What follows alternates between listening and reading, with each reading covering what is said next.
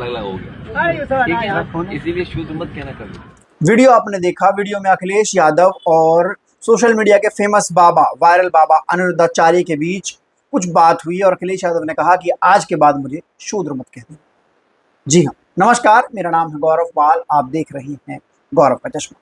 जी हाँ दोस्तों, ये वीडियो सोशल मीडिया पर वायरल है। मैं पहले आपको पूरा वीडियो दिखाता हूँ, फिर उसके बाद क्या खबर है उस पर बात करते हैं। आधी रात लेकर के जब उन्हें दिया मैं हाथ में, तब पहला नाम क्या माने बोला?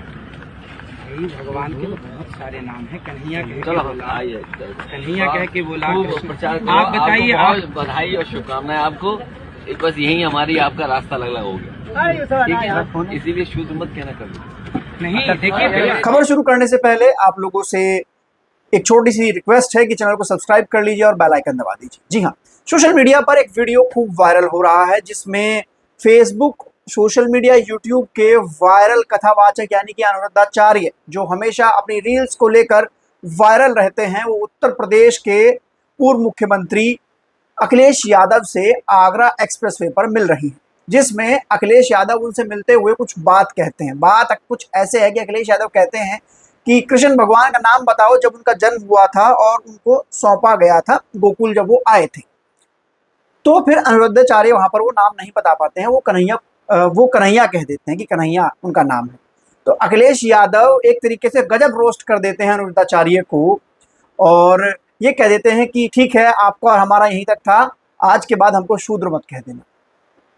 मतलब अखिलेश यादव ने कथावाचक अनिरुद्धाचार्य को एक तरीके से आईना दिखाया कि आप कथावाचक बने बैठे हैं अपनी जाति के दम पर और आपको ज्ञान कुछ नहीं है, आपसे ज्यादा ज्ञान हमें है। यानी कि जो लड़ाई थी, जो मेन लड़ाई कथावाचन को लेकर थी ब्राह्मण और यादव के बीच में, जिसमें बार बार जो ब्राह्मण समाज के लोग थे वो कह रहे थे कि हमारा एक तरफा अधिकार है कथावाचन पर, उस पूरे मामले में अखिलेश यादव ने कैसे अनिरुद्धाचार्य को रोस्ट कर दिया। हाँ, वैसे अनिरुद्धाचार्य जो हैं वो कथावाचन कम और मीम कंटेंट ज़्यादा बनाते हैं। उनका कथावाचना जो कथा तो है वो कम वायरल होती है, लेकिन उनके मीम्स जो हैं वो ज़्यादा वायरल हो जाते हैं। ऐसे में अखिलेश यादव ने एक तरीके से ये सवाल कर इस वीडियो के जरिए सोशल मीडिया पर वायरल किया गया। इस वीडियो के जरिए ये दिखाने की कोशिश की गई कि अखिलेश यादव एक यादव हैं और उनको ज़्यादा ज्ञान है, और जो अनिरुद्धाचार्य हैं वो कथावाचक हैं, ब्राह्मण जाति से आते हैं, वो नहीं जानते कि कृष्ण कन्हैया का क्या नाम था जब वो पैदा हुए थे, किस नाम से उनको संबोधित किया गया था। तो ये पूरी लड़ाई जो उत्तर प्रदेश में जाति और धर्म की चल रही है, अखिलेश यादव बाद में इस वीडियो में बोलते हैं जब वो नाम नहीं बता पाते कि हमको आज के बाद शूद्र मत कह दीजिएगा, हमारा और आपका यही तक था। जी हाँ, तो एक तरीके से कहीं ना कहीं इस पूरे मामले में जो एक जातीय वर्चस्व की जो बात बार बार जो जातिवादी समाज जो है, जो सवर्ण समाज है, जो ब्राह्मण समाज जो बार बार खुलकर कह रहा है कि धर्म कर्म पर उसका अधिकार है, उसको एक तरीके से अखिलेश यादव ने नीचा दिखाने की कोशिश की है। हालांकि अखिलेश यादव जो क्या नाम है जाति है उसको लेकर बहुत ज्यादा एकदम से पॉजिटिव रहते हैं। यादवों के साथ अगर कोई भी बात होती है तो अखिलेश यादव उस पर खुलकर समर्थन करते हैं। लेकिन ये लड़ाई अब बड़ी हो गई, ये बहस अब बड़ी हो गई है। एक तरीके से अब ये लड़ाई उस तरीके की भी हो गई है कि ये देखना है कि ब्राह्मणों को असल में धर्म का ज्ञान कितना है। और इस वीडियो से अखिलेश यादव ने कहीं ना कहीं वो चीजें करने की कोशिश की है, वो चीजें जानने की कोशिश की है कि असल में ब्राह्मणों को धर्म का ज्ञान कितना है। ये सिर्फ खाली बैठकर मलाई तो नहीं चाप रहे हैं, ये खाली बैठकर लोगों का मूर्ख तो नहीं बना रहे हैं। मैं आपको बता दूं कि अनिरुद्धाचार्य एक बहुत बड़े कथावाचक हैं, महंगी गाड़ियों में घूमते हैं और एक कथा करने का कहीं कहीं लाख रुपया ले लेते हैं। उनका मथुरा वृंदावन में अपना एक आश्रम भी है जहां पर लाखों की संख्या में लोग उनको सुनने के लिए पहुंचते हैं और करोड़ों का दान और चढ़ावा आता है। ऐसे में अगर अनिरुद्धाचार्य अखिलेश यादव के सवाल में फंसते हुए नजर आ रहे हैं तो फिर ये अनिरुद्धाचार्य का जो व्यवसाय है कथा करने का, जिससे वो मोटा पैसा और मोटी रकम कमाते हैं, उस पर भी काफी असर पड़ सकता है। अब देखना यह है कि इस वीडियो के बाद अब उत्तर प्रदेश की सियासत किस ओर जाती है।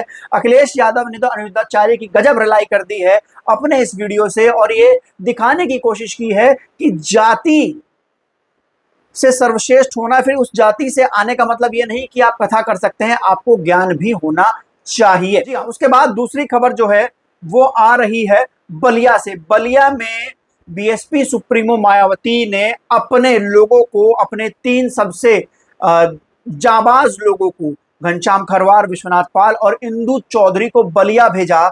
बलिया में जिस तरीके से उत्तर प्रदेश में लगातार जो दलितों, शोषितों, वंचितों पर जो अत्याचार बढ़ रहा है, ऐसा ही एक मामला वहां सामने आया था बलिया के नहरी ग्राम में, बलिया के नहरी थाना ग्राम टूटवारी में, जहां पर बदमाशों ने दिन दहाड़े दलित समाज की एक बेटी को अगवा कर उसका दुष्कर्म किया और फिर उसके बाद निर्मम हत्या कर दी।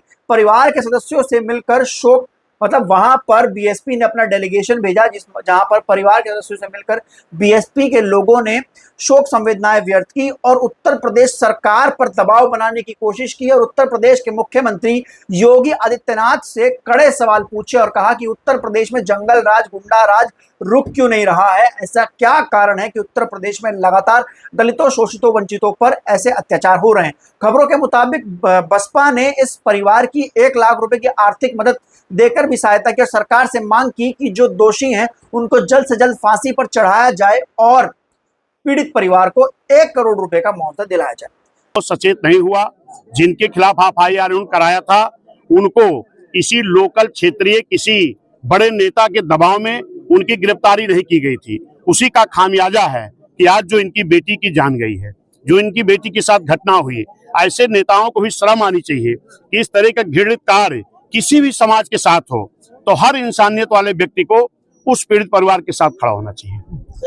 क्या परिवार ने क्या बताया? नहीं, परिवार ने जो हमको बताया है, हमने माननीय मुख्यमंत्री जी से मांग किया है कि इनके परिवार, क्योंकि बहुत गरीब परिवार है, इनके परिवार को कम से कम 1 एकड़ की जमीन मुहैया कराई जाए, क्योंकि गरीब परिवार है, इनकी बेटी भी छिन गई है और उसके साथ बहुत बड़ा अन्याय हुआ है, उसकी हम निंदा करते हैं और जो इनकी मांग है उसको पूरी कराने का काम करें। लगातार सरकार अपना व्यू पर काम कर रही है। नहीं, सरकार का पूरी तरह से, सरकार का इकबाल खत्म हो गया है।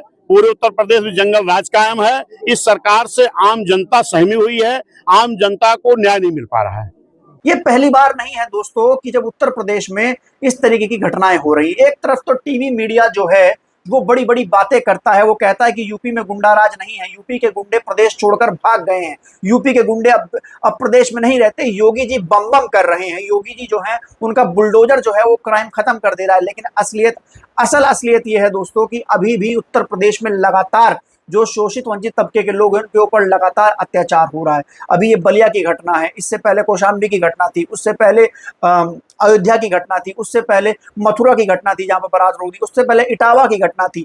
तो तमाम ऐसी घटनाएं हैं जो रोज हो रही हैं, रोज शोषितों वंचितों पर अत्याचार हो रहा है और उत्तर प्रदेश की सरकार है सिर्फ वो विज्ञापन मैगजीन में लगी ही है, वो सिर्फ हेडलाइन मैनेजमेंट में लगी हुई है। आशीष पटेल ने भी हाल ही में बताया था कि उनकी इमेज खराब करने के लिए 1700 करोड़ रुपए का जो वो है वो दिया गया है, क्या नाम है, सूचना विभाग की ओर 1700 करोड़ रुपए दिए गए हैं, मीडिया एजेंसी को खर्च किया जा रहा है। उत्तर प्रदेश के मुख्यमंत्री योगी आदित्यनाथ सिर्फ धर्म, कावड़ और औरंगजेब से बाहर नहीं निकलते हैं। उनसे जब भी बात करो वो औरंगजेब ने ये किया, औरंगजेब ने वो किया, औरंगजेब ने ये किया। लेकिन उत्तर प्रदेश में जिस तरीके से शोषितों, वंचितों, दलितों के ऊपर जो अत्याचार हो रहे हैं उस पर उत्तर प्रदेश के मुख्यमंत्री योगी आदित्यनाथ के होठ सिल जाते हैं। कैसे कावड़िए उधम मचा रहे हैं इस समय, उस पर योगी आदित्यनाथ के होठ सिल गए हैं। कैसे जो कमेरा वर्ग है, जो काम करने वाले लोग हैं, उनके ढाबों के साथ तोड़फोड़ की जा रही, उनकी गाड़ियां तोड़ी जा रही, लेकिन इस पर सब मौन दिखाई देते हैं।